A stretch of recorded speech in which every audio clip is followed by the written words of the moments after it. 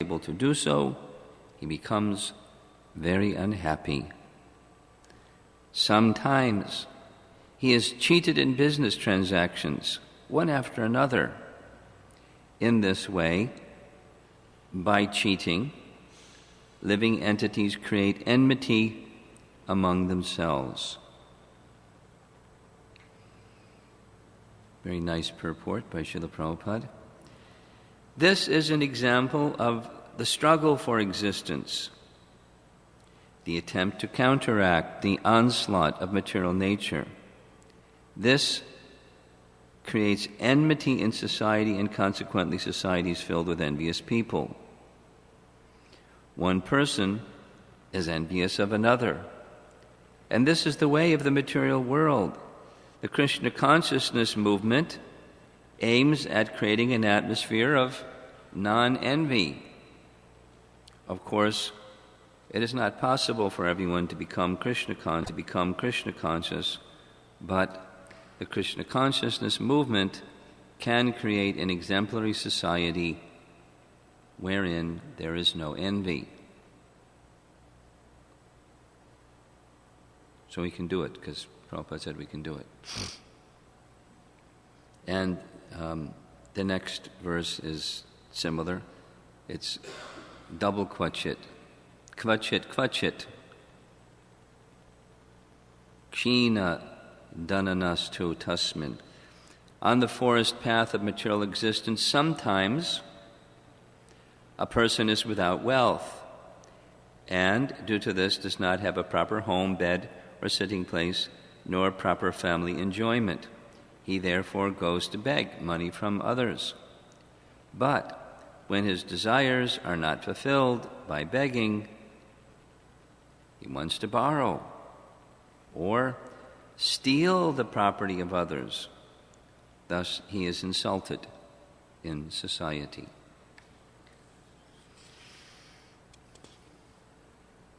Purport. The principles of beg, borrow, or steal are very appropriate in this material world. When one is in want, he begs, borrows, or steals. If begging is unsuccessful, he borrows. If he cannot pay, he steals. And when he is caught, he is insulted. This is the law of material existence. No one can live here very honestly. Therefore, by trickery, cheating, begging, borrowing, or stealing, one tries to satisfy his senses. Thus, no one in this material world is living peacefully.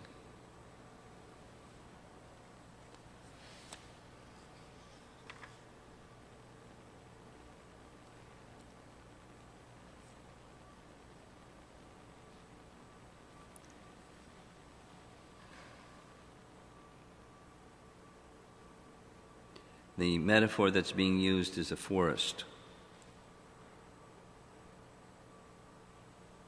It's very similar to the fourth canto discussion about the forest of material enjoyment.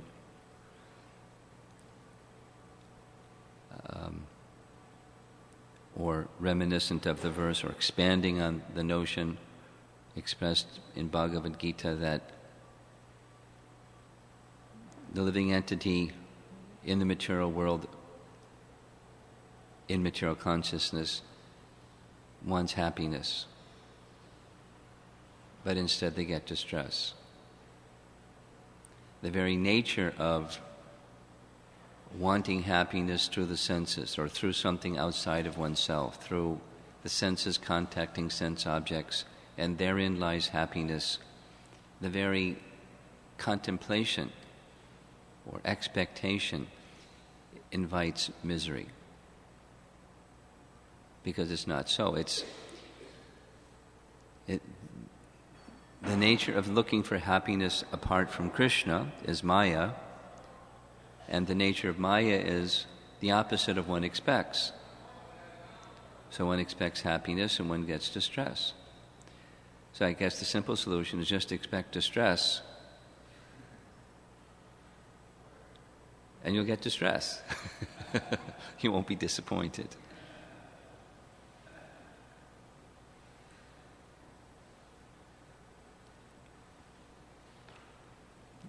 The message is not just a name-calling game of this is bad and that's bad, and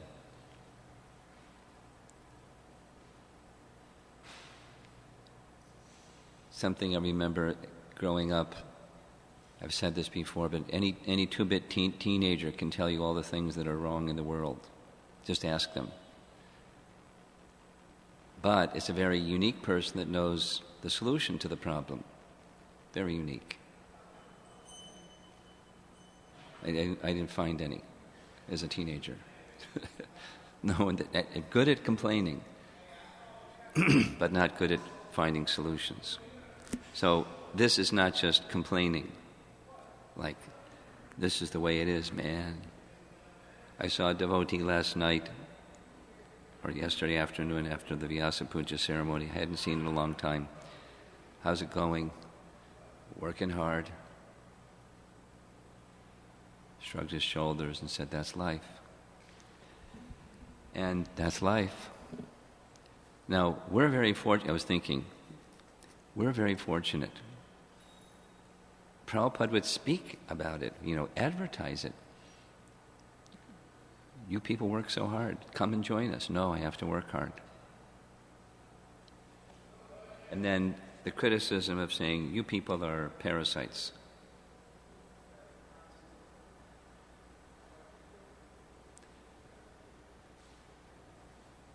They would like us to work hard like them. They would like us to be mudhas like them. And when we're not mudhas like them, they criticize or they're envious. Here's a little anecdotal story. I was taking part in a GBC meeting one year in Mayapur, and after that I went to Calcutta to take an overnight train somewhere, to go visit some devotees. And one of the things I like about trains in India, especially the overnight trains, is you don't waste any time. But one of the things I learned about traveling in overnight trains is practically as soon as you reach the place, the car, sit in the train, before even the train pulls out of the station, just take rest. Because the whole car is busy with stuff, blah, blah, and whatever. But fortunately, earplugs, plus being tired, I can take rest. Jitendra was commenting, you didn't hear our noise, and the evening before Janmashtami, we were up till 2 o'clock, banging away, and I was really tired. I didn't hear a thing. So take rest, and then while everybody's in the morning, wake up, everyone's zonked out, and that's a nice time to chant when you're not disturbing anybody. Really nice. And pretty much by the time people are up, my rounds are finished. And then I can read while they're, doing their thing. So the arrangement was, it was in one of those first-class compartments where it's, it's a little less congested. It's not like 20 people in a space that's supposed to be for 4. You know how it is in India. And so I got up and chanted. They took a bath. That's another thing. You can, bring with you something, a container, a lota or something. You take a bath right there, and by the time all the water has dried, before everybody else comes in, you've taken your bath. That's really good. Anyway, so the gentleman I was on the lower, he was on the lower. He got up, went in, the usual, brush his teeth, and then asked for tea, and pulled out his newspaper. So that was 1, 2, 3. Brush his teeth, ask for tea, get a newspaper. So as he pulled out his newspaper, I'm sitting there reading, he deliberately looked at me like this and said, so? And I figured, okay, he's going to let me have it for something. So? Do you also need money? Or not also, do you need money? Something like that. So I saw where the train was going with his line of thinking. I said, every living entity is maintained by the supreme living entity.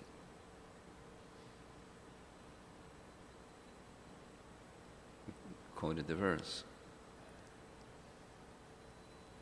Eko bahunam yo vidadati kaman. Said, so where do you get your money? And I said, from the same place you do.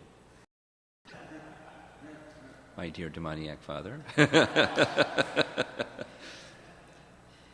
But the difference is, you're thinking, I said it, you're thinking,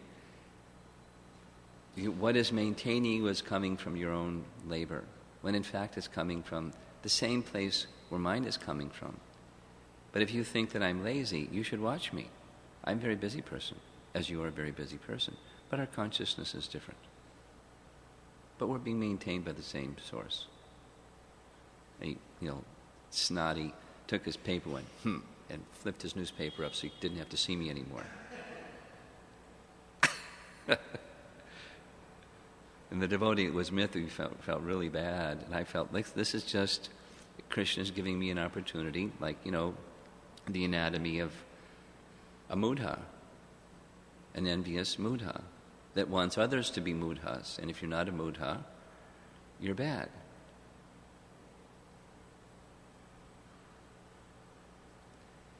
And there's different varieties of such personalities, certainly. Very colorful array. But this is a world of envy. And it's a world, it's three things that are mentioned here. Struggle for existence, and because of that, trying to counteract the disturbances. The word, this pratikriyam, pratikriyam. Prati means like pratikshana svadhana lolupasya. It's intervals of moments, and life is made up of intervals of moments. Kriyam, where we're at every moment trying to counteract. Kriya means activity. Every moment trying to counteract what's coming at us, in material consciousness, and struggling very hard with the unending assault of the material energy. And therefore the word kvachit. Sometimes it's this one, sometimes it's that one. The next verse is kvachit, kvachit. Sometimes it's one after the next. It's like 10 things at once. And we're kept very busy counteracting, where we want to be like this is a nice temperature. There's a nice breeze coming. The windows are open. It's a very opulent temple in many senses, but one is the air and the light. It can come into the temple room. Some temple rooms don't have such nice situation. Fans in the ceiling. So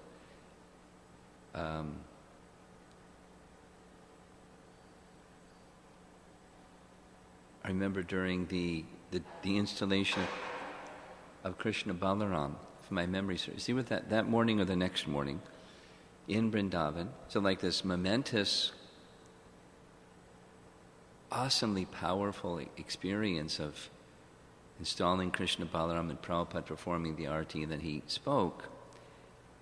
It's either that morning or the next morning, he pointed to the fan and said, "Why do we need this fan? Because we're uncomfortable." So we're busy trying to counteract the miseries of material existence. Same message. And that momentous occasion, how much Prabhupada wanted us to understand. Our spirits are way up here, and he's helping us to understand, like, the basic things is we don't belong in this material world. We're very busy endlessly counteracting the miseries of material existence, which is in the first line. Shita, Atapa, Vata, Varsha. So he's like embellished it a little bit. Freezing cold, scorching heat, strong wind, and excessive rainfall. So we need some heat, but we don't need excessive heat. But sometimes it's excessive, sometimes kvachit, sometimes, etc. So that's one. This is describing one of the three types of kleshas. Adi bhautika klesha, adi daivika klesha, miseries caused by circumstances that are beyond our control. But life has filled with circumstances beyond our control. We want it to be such and such. So whether it's like you're just the elements, or even when we wish to progress on the path of devotional service, we're trying to be nice devotees, and we have, our set of expectations from Krishna. It's going to be like this. And quite often, or at least kvachit, sometimes it's not like this, it's like that. And that is a disturbance of some kind or another, or a whole series of them.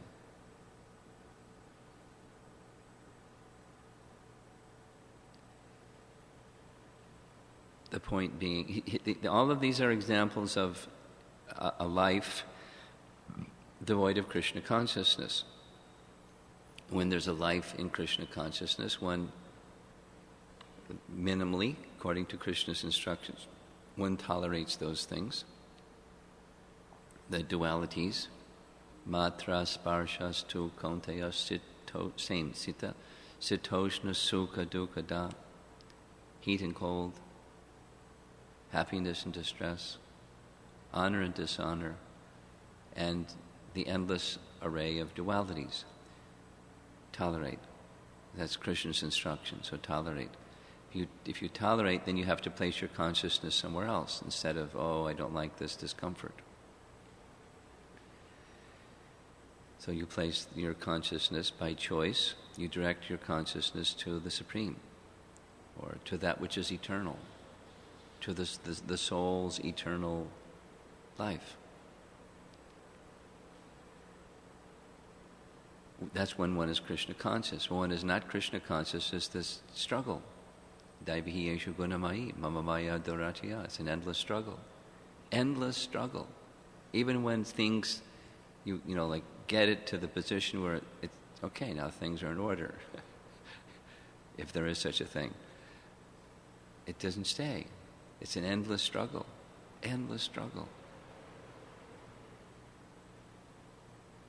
And sometimes we get tired of struggling and think, some mode of ignorance thoughts that says, I'm tired struggling. I give up. But then the positive is taking shelter of Krishna. And so that's the opportunity of the struggle. The lesson is it's not a place of happiness. It's not designed that way. It's not supposed to be. It's a place of difficulty. Take shelter of Krishna.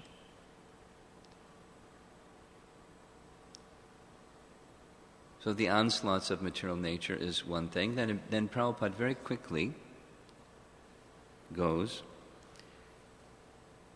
the onslaught of material nature attempts to counteract material nature, the onslaughts of material nature. The next sentence, this creates enmity in society. Now, how does onslaughts of nature create enmity within society? There's lots of... You going to volunteer one?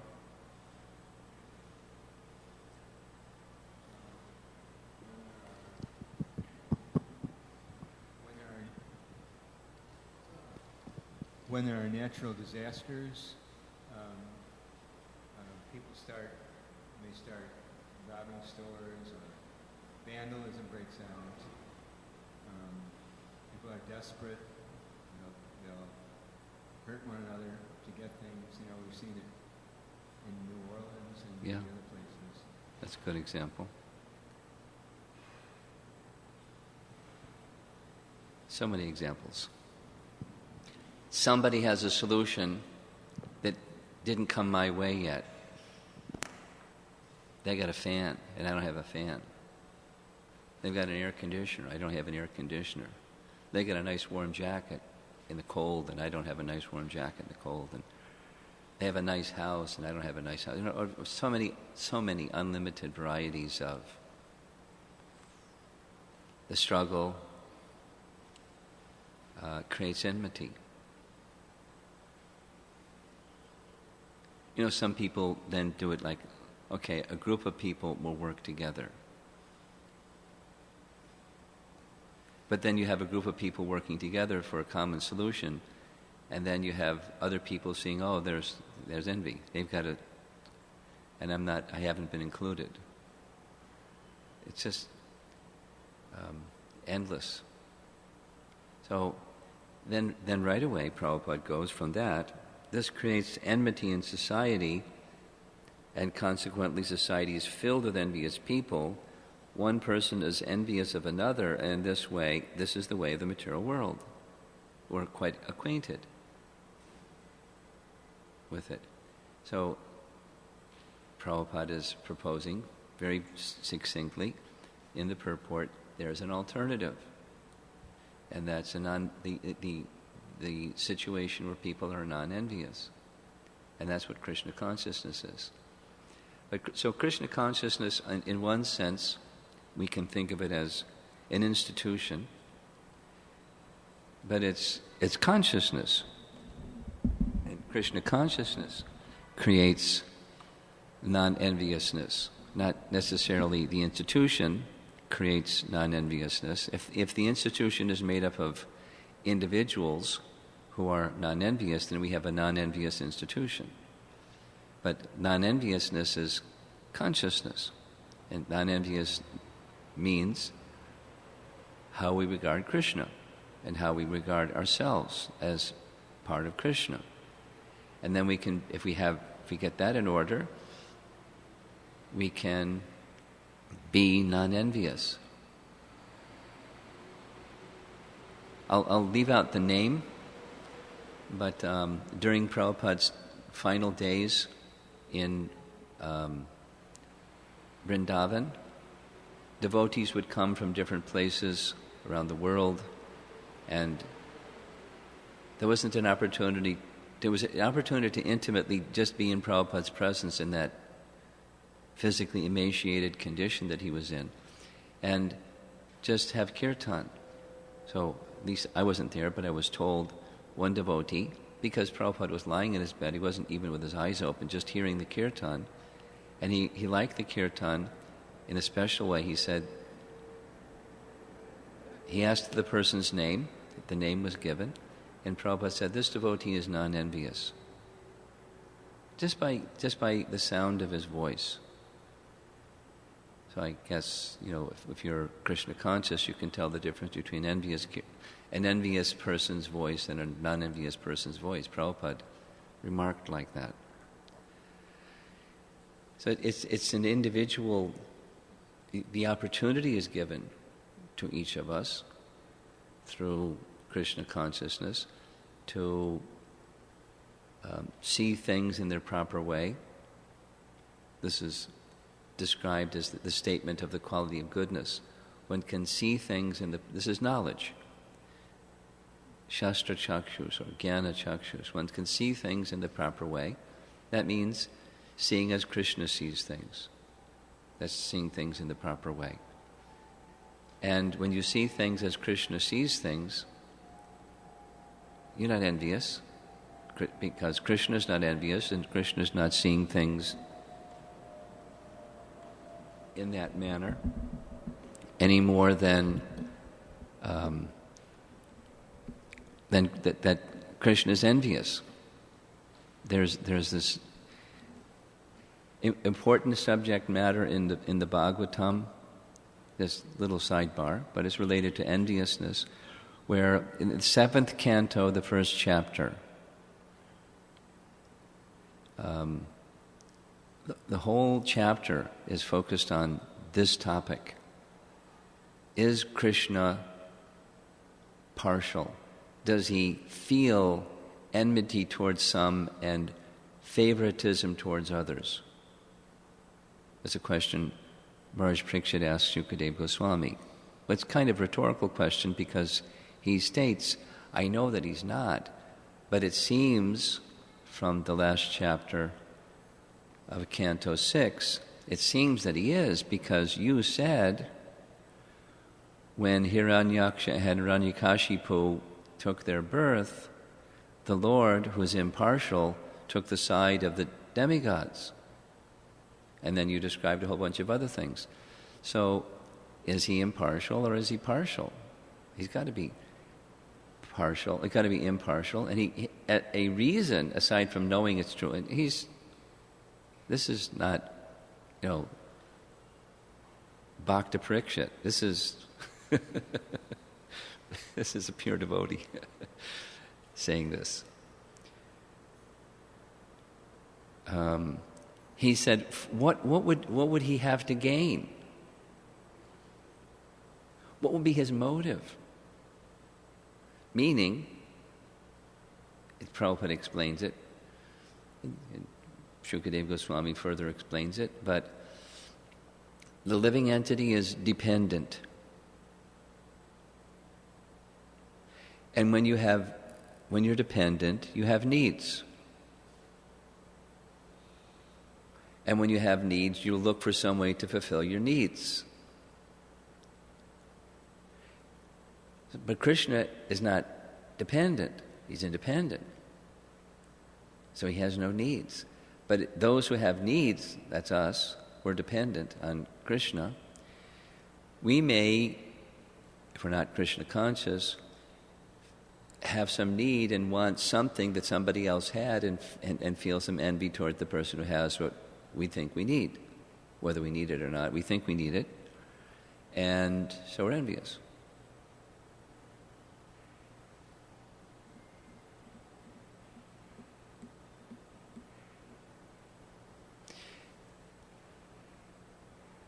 So it's the nature of the world in which we live.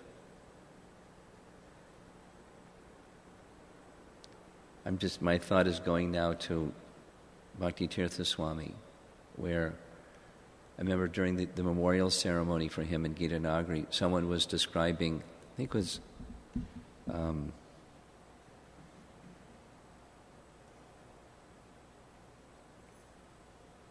what's her name? The Mataji that lives in Cleveland.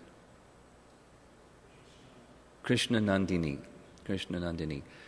was describing in her inimitable way why Bhakti Tirtha Swami used to boast, I'm a mama's boy. And people didn't understand it. So she once asked him, why do you say I'm a mama's boy? He said, when I was very young, we were very poor, lived in a ghetto, and I had 2 shirts in my closet, and one friend came home with me one day, and my mother told me, give him one of your shirts, because he's very poor. And he said, that's what I mean by I'm a mama's boy. She was so magnanimous. So it's that whatever it was that Krishna had given, it's meant for everyone, not like envy and jealousy. A little language lesson. This is a Rabindra Sarup Prabhu language lesson. You often hear the word envy and jealousy almost used interchangeably. Envious and jealous. But Rabindra, being the scholar that he is, explained from a linguistic point of view, envy is how you regard someone else or something that someone else has that you wish to have. And jealousy means something that you have and you don't want others to have. As in, one jealously guards their assets. It's a detail Prabhupada would often use them interchangeably, but technically. When one doesn't have shelter, then you want something you don't have, and you try to protect that which you do have. But Krishna says he does that, isn't it? In Bhagavad Gita. Yoga kshema vahamyaham. Ananyas chintayanto mam yejana paryapasate tesham nityabhiyogtanam yoga kshema vahamyaham. Krishna supplies what one needs and preserves what one has. So one who's not envious of others and not jealously guarding what they have, whatever they have, it's available to others. Of course, properly utilized, meaning, charity in the mode of goodness is the conduct of a Vaishnava, or one who's living according to the codes of Scripture. But when there's the apparent, I'm a dependent individual and I have needs, then I look to, where those needs might be. And if somebody has that resource, then I'm envious of them. And I'm envious of, I covet the resource itself.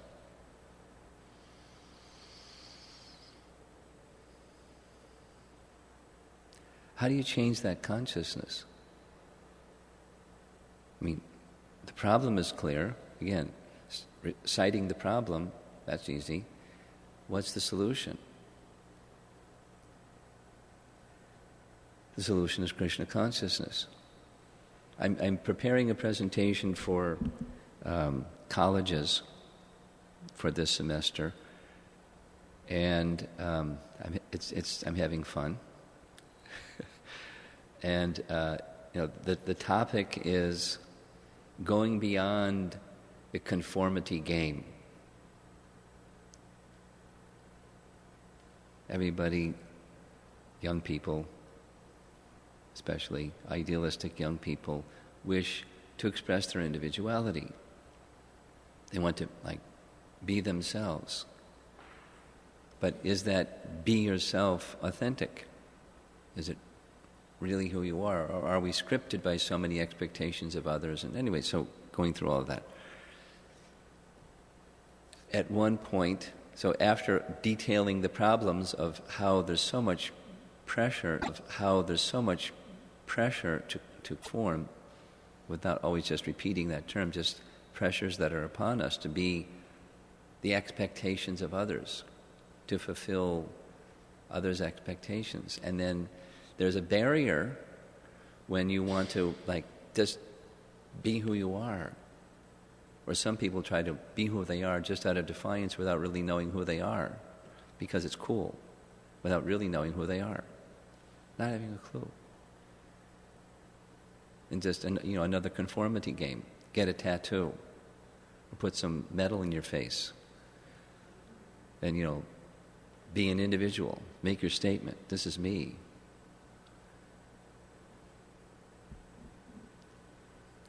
So, there's so much pressure to be something or someone. So just, what is the real self? How can we possibly do that in an atmosphere has so much conditioning upon us? And then this little statement, the Albert Einstein statement, is problems that are created can't be solved by working within the same dimension. You have to go to another dimension to solve the problem. You'll just create another problem that's of the same dimension of the problem. So, the nice language, pierce the veil. There are some who wish to be authentic individuals, but how do you do that in a materialistic atmosphere? Same question.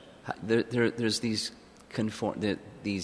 forces acting upon us, and the struggle, and then the enviousness that comes along with just being in the material world. What's the solution? Help! So there's the points to Bhagavad Gita. Krishna is giving that knowledge. Anyway, I've been working with, this is a little just sharing, I've been working, because everyone's half asleep anyways. It's, after Janmashtami and Vyasa Puja, so I'm storytelling to keep people awake. Hare Krishna. I found this like pierce the veil. I was looking for a pierce the veil image, and I couldn't find anything because there's a band in Canada called Pierce the Veil, and all it was is garbage about their stuff. I found a nice image that I like. It's an egg that's got some light shining from over here, but then there's a crack in the egg, and there's light going out, and it's in a dark atmosphere. So it's like get out of the shell of conformity and get into the freedom of being yourself kind of idea. And then, so I've been working with Krishna Archana because she's good at graphics and photography. It's an identical image with the shell closed or maybe still cracked open, and then there's a spark in the darkness. The soul has left the conformity game and then exploring beyond the dimension of conformity, and it's exciting.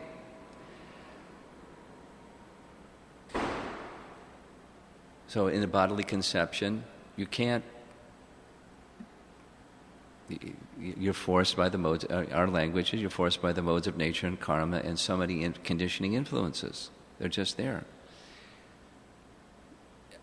Knowledge is needed beyond that limited sphere. And then what?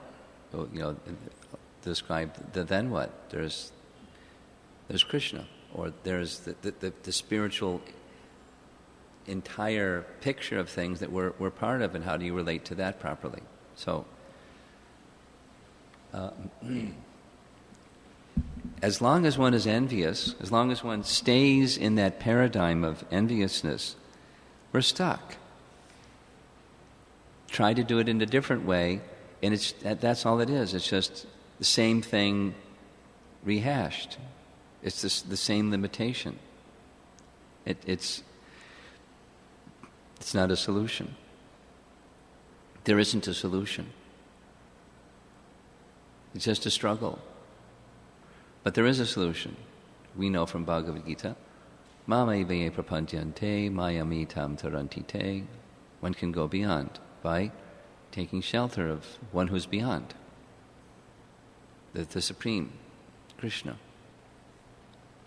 Because the material energy is working under his direction anyways. So the opportunity, in fact, the mandate for us is to become non-envious. And, here's the incubation chamber. Here's like the womb, where we can try to grow a non-envious spirit in our own heart, in our interactions with others, and assist one another. The very nature of, we hear this about the spiritual world. The spiritual world, there's what Prabhupada called transcendental competition, which is different than the envious kind. No, here's the envious kind. Here's someone up here, let me pull them down. Here's someone equal to me, let me compete with them. Here's somebody less than me, let me step on their head. That's the material competition. And the transcendental competition is, somebody is good at pleasing Krishna, let's push them forward. And even there's this nice example of both Radharani and Lalita Devi. I'll describe the Leela. Radha is swinging on a swing with Krishna, and the gopis are very happy to see Radha and Krishna enjoying together. But Radha also enjoys that others sit with her, and sometimes so she seats others on the swing. Or she'll get off the swing and place another gopi on the swing. Because Krishna enjoys the variety of happiness of enjoying with others. Or Lalita Devi, one of the things that she likes to do is bring forward one of the new gopis, holds her hand and brings her before Krishna and says, this particular gopi has such a happy mood of pleasing you. She's very expert in serving you in this way, that way. And Krishna smiles. This is non-enviousness of the spiritual world. Very, very different than the enviousness of this material world. So how do we get there? We need to associate with persons who are qualitatively free from envy, or eager to, in any circumstance, in any condition, serve Krishna despite the dualities of the material world. You're doing better staying awake. It's good. I have another story to tell, but maybe I'll... Well, it's a quick one. This is now contemporary envy. There's some of you know, I believe it's a senator from Hawaii, a woman, Tulsi something or other, took her oath as a senator, swearing in on Bhagavad Gita, and then her explanation is, this started my spiritual journey. So she has great affinity for Bhagavad Gita. It turns out she was born in a family that was part of a splinter group of the Hare Krishna movement. I forget his name, who was a contemporary during Prabhupada's time in Hawaii. Jitendra, help me. Siddhaswarup, thanks. You have a good memory. It's a sign of intelligence, by the way, to have a good memory. But you remember some things that aren't so helpful also. Okay, so she was born of mother and father that were followers of Siddhaswarup. At least that's my understanding of how it goes. And so she grew up in Krishna consciousness. A little different version, but Krishna consciousness. Basically following Prabhupada's teachings, but kind of over there doing his thing. And she became a senator. So there's this young man who was born in ISKCON, Aniruddha Shirbo. You're going to hear about it, so I'm just mentioning it. And he wanted to help her in her campaign for senator. I don't know what happened, but something happened, and the person is apparently crazy, because in the past 3 weeks, in a stretch, he sent something like 35 messages to her, threatening her, and, lewd and disgusting.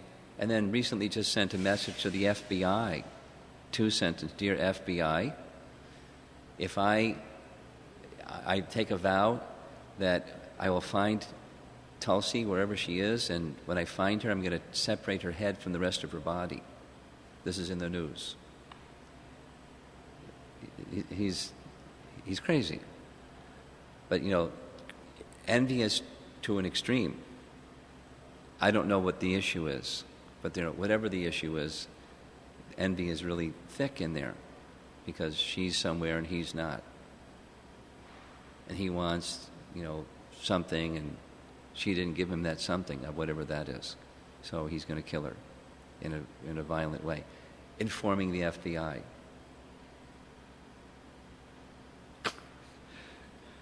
Oh, the FBI. So everybody's awake now. The FBI found him, and he's talking like a madman about stuff, whatever he wants. Now he's got a platform. The media is paying attention to him. And he's going to, bring a federal charge against her for perjury because she lied.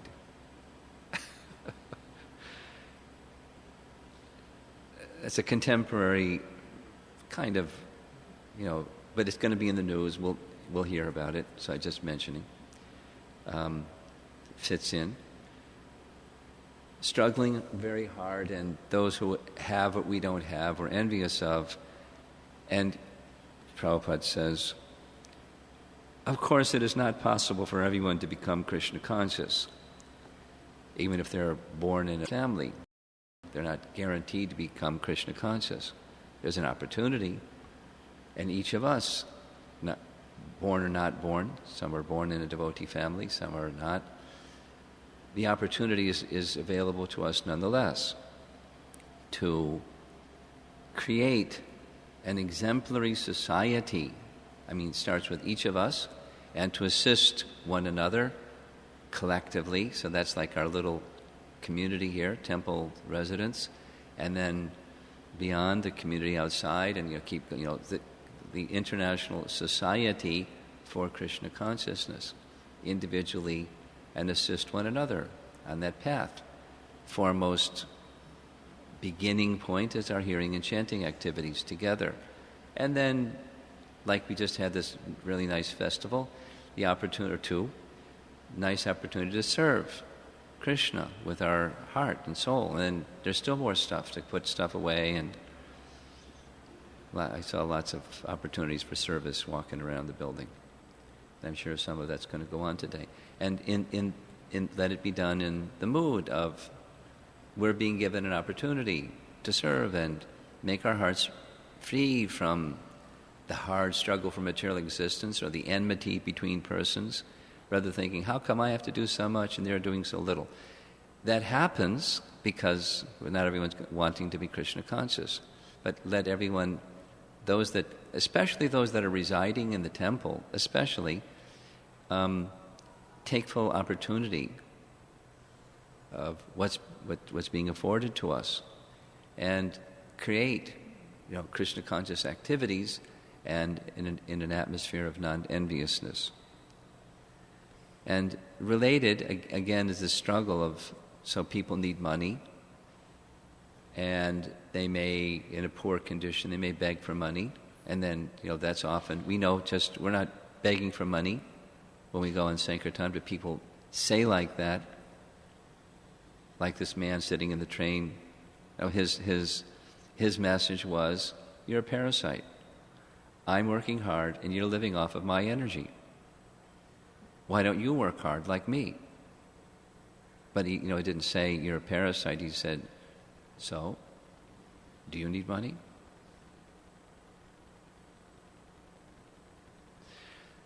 So we may go and distribute literature and so forth, and people may think of us in this way. And as is being said, insult.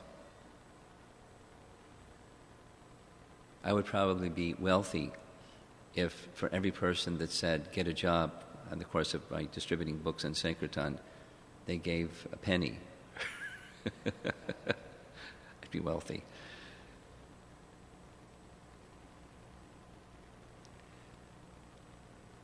So when we engage in giving Krishna consciousness to others, Prabhupada writes it in his books.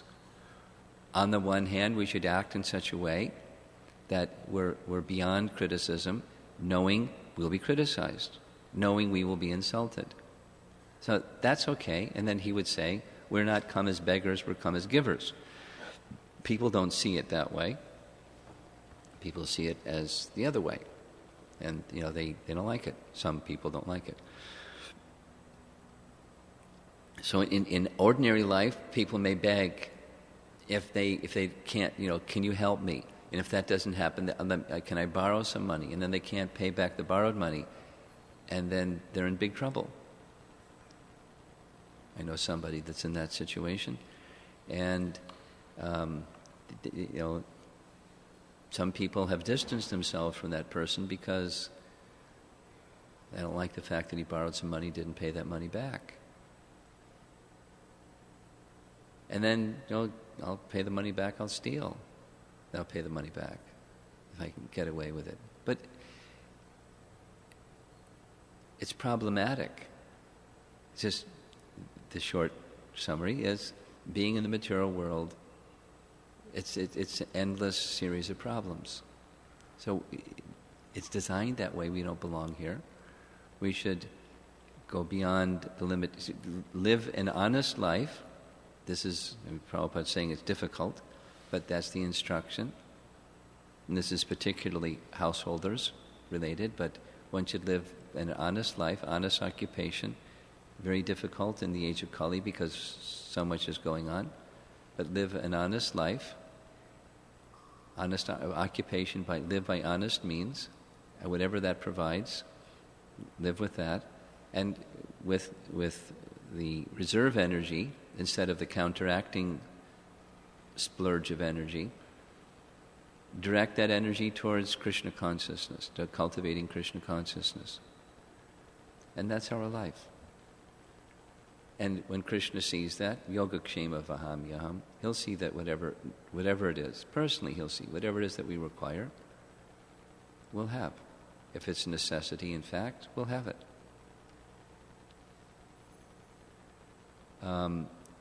Last thing, this is just some appreciation. We got a report we had a nice attendance here.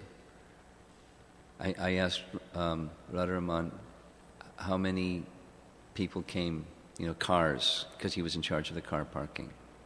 And do you have any idea of how many people we had Janmashtami Day? Approximately? No. Huh? More than 2,000. So you saw how crowded it was, and maybe from my window I was looking out to see how many cars. There was so many cars. There were 15 valet persons helping the cars to go to park. Jitendriya said there were at one time, or in the course of the evening.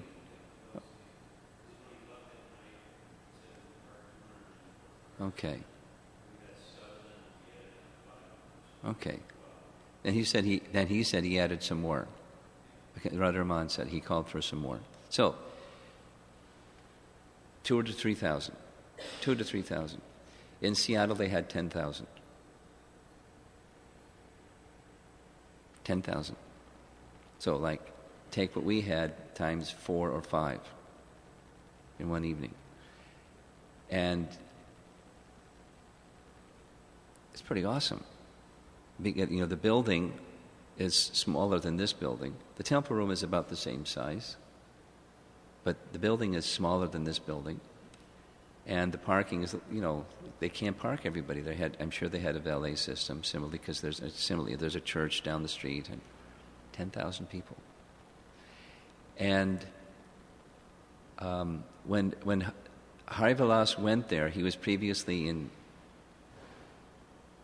Berkeley Temple, similarly, because there's a church down the street. And requests to help us in Seattle were falling off a cliff, basically. I went there 2 years after it was falling off a cliff. And there was other problems without going into other problems. It was a Ritvik takeover situation. That was the problem, without the details. And he went in, bold Harivilas, and took care of the Ritvik problem, and then gradually took it out of the... So it's fantastic what he has done. And there are people who are envious of him, saying bad things, and he's far from being a perfect person, but what he's done is fantastic. And his team of devotees obviously can't do something like that themselves. So we have lots of opportunity here. We have a big city, Chicago, nice temple, nicely maintained, compliments of Jitendriya and his team and all the people that want to help. And let us see if we can accomplish what Prabhupada is writing here. I'll read it again. The Krishna consciousness movement aims at creating an atmosphere of non-envy. Of course, it is not possible for everyone to become Krishna conscious, but the Krishna consciousness movement can create an exemplary society wherein there is no envy. So that's a nice project to work on. And trying to involve other people in the non-envious project. Any comments or questions? Yes? The relationship between conformity and envy. Oftentimes within the institution, one feels pressure to conform to a certain institutional status quo, because if one is not able to do so, then those who are less mature criticize and so forth. So that either makes you feel that I need to conform in order to fit in, or else I'm ostracized. Or else I'm? Ostracized. Either I'm told to leave, or just like the feel is like that. And so the balance between existing, it's still kind of like the unity and diversity type of topic, but the balance between existing as an individual within an institution without feeling the pressure to conform to some type of status quo, which may not be in line with your individuality. Sure. Well, that's a big topic. A couple comments. One is you're pretty good at being a nonconformist. That's my impression in many ways. And that's one comment. Another is something that we've discussed on this point, and that is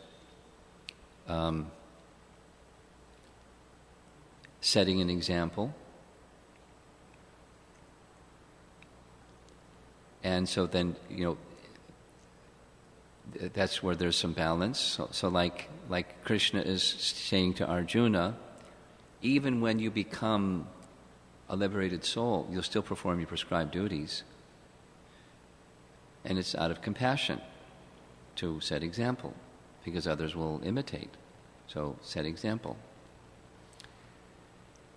And balance is a good word in this case, because there's external and there's internal, and so a big part of the nonconformity can be internal rather than external. And then another thought is our founder Acharya and the example of his life, both in relation to the institution from which he came and creating the institution which he created, and how he went about that, and his internal contemplations. At least those are expressed in hard copy form of letters that he wrote to persons, wishing, and at the same time recognizing that internally he was on the highest platform. The number of situations where just in the course of speaking or in the course of singing, Prabhupada went into a state of trance. I mean, he was on the highest platform, and yet he was, what was driving him? It was compassion and the instruction of his spiritual master, which was an instruction of compassion. So that was the moderating, that's my understanding. It's a short answer for a big question. That's the moderating factor for creating the proper balance. It's not about me as much as it's about this relationship of receiving and then giving that which I have received, and to do that in a befitting manner. The intelligence how to make the balance comes from that connection. And if one doesn't have that, or as strong as that connection is, the balance becomes easier. The weaker that connection is, the more it's a struggle to find the balance. And it's more about me and resisting conformity rather than, the mood of service. Opportunity, challenges and difficult circumstances are the privilege of advanced devotees, who then can exercise the opportunity of the challenge of creating the proper balance of being oneself and so on, versus conforming to institutional expectations. It's a great opportunity. It's a privilege. and take it that way rather than a hardship. By taking it that way rather than a hardship, the intelligence to properly manifest things in a balanced way becomes more clear. And otherwise, it's a struggle. That's a short answer to a big question. Jitendriya, you got something?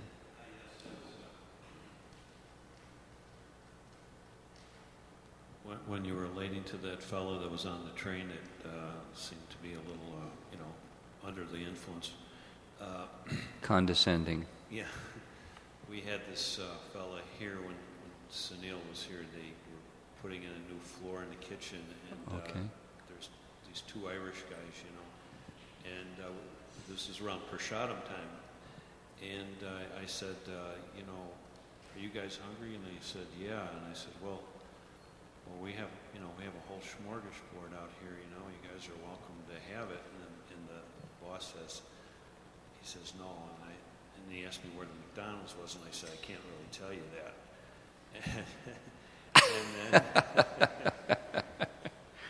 And then I said, well, why not? And he says, well, I see what it does to you people. So what are you going to do? Hare Krishna. Try to help somebody,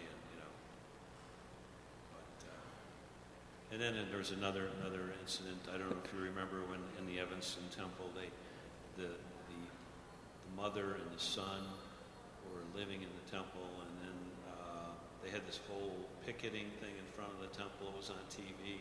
Where is Joey? Do you remember that? No, I wasn't there for that one. And then it kind of filtered over here like a few years later, and I met the grandfather, and he came to the temple. And you don't remember any of that? Nothing. Zero. Well, it's the mother and the son went. No, I don't need the whole detail. But anyways, the grandfather came, and he says, well, you guys seem so intelligent and stuff, and you're doing so much good work, but I just want my grandson back. And I said, well, if we're doing, for educating him and bringing him about, so I just want to take him to a baseball game and get him a hot dog. So this is where people are at. But sure. What can you do? You don't have to reach very far to find that. Anyone else?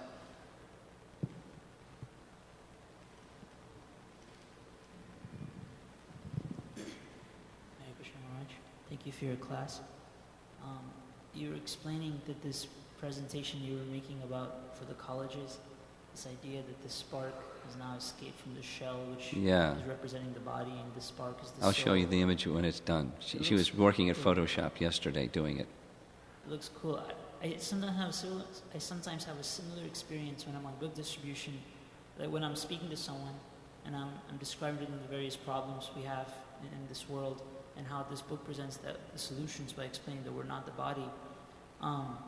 And they like that, and they sometimes take books. Internally, I feel myself having some sort of a doubt, because usually in the material world we're used to very quick solutions. Like you have a problem and the solution might take a few days or a few weeks, but you arrive at the answer. Whereas becoming free of the bodily concept of life is a lifelong process. And sometimes it's hard for myself to understand that, what to speak of explaining to others who don't think of solutions as taking so long.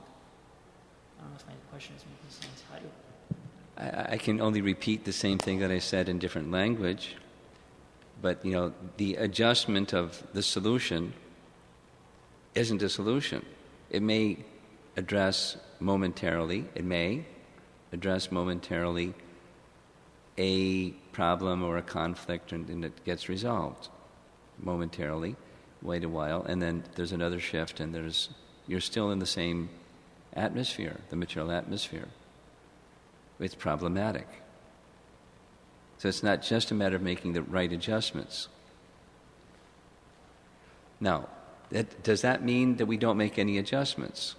We don't consider, I got a toothache. Should I go to the dentist? No, just chant Hare Krishna and go to the spiritual world. We go to the dentist. But there's the purpose behind the intermediate solutions to things has a higher purpose, and the consciousness of something higher. It may help us to get closer to Krishna, and therefore, in that consciousness, we apply that. So you follow? So the intermediate or worldly solutions to problems doesn't mean we trash them. We're not advocating, that kind of approach. Just become a madman. Just become an avadhuta. Just become an avadhuta. Don't do anything else but just neglect everything. It's not it's the things that we do it for Krishna, while thinking of Krishna. Yeah. So, just a clarification. So, what we're really presenting is a step-by-step approach of coming closer and closer to Krishna, and thus becoming free of the bodily concept. So, well, that's it. The application of the process results in gradual elevation, and the steps that we may take may also, to be sustainable steps, are gradual steps. But from the very beginning, from the outset, so the purpose of this is, and in doing this for that reason helps me get there. Whatever it is. Whatever it is.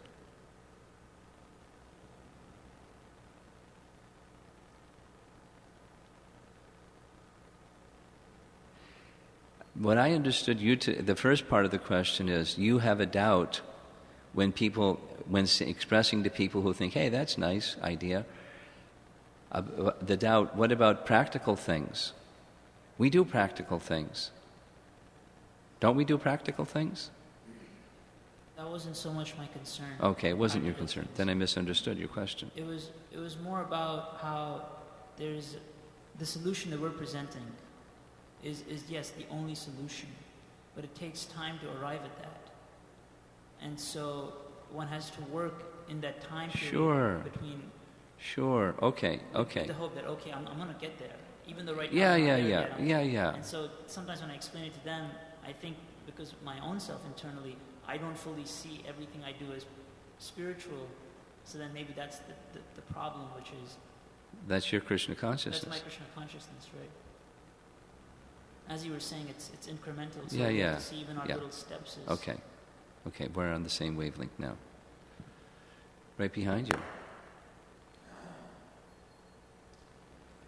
The topic of struggle creates envy. Sometimes with a small team of devotees... A small team? Okay. Of devotees, that we have to do many things. Sure. And sometimes I've seen it that devotees will perceive that others may not be doing enough. Yeah. And that tends to consume the consciousness. Yeah. The thought processes in your mind. I've had conversations with devotees about this. So, and obviously we know internally that's not a good consciousness. No. Because we're not Krishna conscious. Yeah. Simultaneously, there might be an external veneer of concern about why that devotee is not properly engaged. And so on to sort of justify in my mind a good reason for being upset about it and so on. So the answer is, you've already told the answer in the class, you have to become more Krishna conscious, but dealing with such situations, devotees have come to me with such situations also. How do you advise such a person to just stay focused on their It depends on the person. Depends, as you know. Responses are very customized.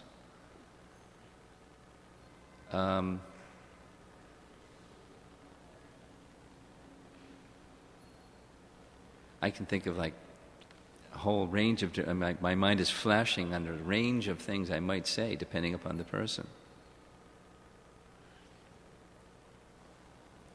Here's one. Just imagine we say to everybody that comes to stay in the temple, here's $1 million not cash. Here's $1 million. Use it for Krishna. It's an opportunity. Is everyone going to use the $1 million equally well? Some have more qualification to use $1 million well. Some have less qualification. Some will just spoil the opportunity. Some will go nuts. So the opportunity is there for everyone. So expect that according to qualification, we're on different levels of our spiritual trajectory, and some are going to use the opportunity well. Now, what are we going to do about that? We can criticize them for not being at the same level of our spiritual trajectory, or have other people who are above us look at us saying, what's wrong with this person? Or are we part of a spiritual family that are assisting one another? And we help, like that little thing that's on my desk about a friend at the bottom is knowing exactly where somebody's at, you gently continue to help them grow. So some are going to do more of the teamwork, and some are going to be a little more peripheral, and some are going to be like, when's Prashadam? Sorry, I have to chant my rounds, Prabhu. I mean, there was somebody like that, just a Prabhupada story. Vishal Prabhu, Prabhupada disciple. He lived in Los Angeles for a long time, and that was his, I have to chant my rounds, Prabhu. And then he went to live in Vrindavan, and it was, I have to chant my rounds, Prabhu. And it was all day long. He would have conversations with people and do whatever he wanted to do. And whenever he was asked to do some service, I have to chant my rounds, Prabhu.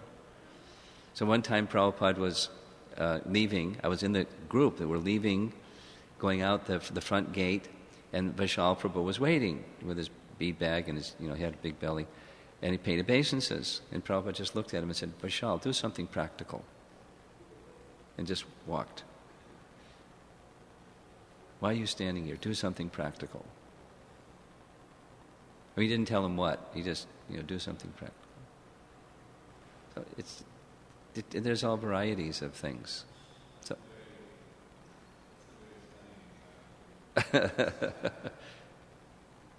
It was another point of clarification. Sometimes as individuals, if we feel that we're doing a lot more than others, I'll just edit. I don't feel that about myself personally. So I'm not speaking about myself here. But I have seen this around in our community. I'm definitely not speaking about myself. Okay. One feels that I'm doing so much, and then they start to feel overwhelmed by that. So then the combination of seeing others not doing so much, and then also feeling overwhelmed, starts to weigh heavy on the consciousness. And then how long can a person go on like that? So then. We can't. Comparing ourselves to others fundamentally is material. It's not spiritual. It's material. So stop doing the material game and then just look at yourself, not what other people are doing, not doing, and all the things that have to get done, and look at oneself and, who am I? What's my capacity? What are the things that I need to continue to grow in Krishna consciousness realistically? Certainly received under guidance, evaluate those things and do those things. And then regard others that may be able to do more or others that may be able to do less with some appreciation that here's one that's able to do more, and is there some way that I can be of some assistance, starting with just being a good example for the person that's doing less to do a little more. Grow together in Krishna consciousness without envy. Because I'm trying to focus on the message here. So,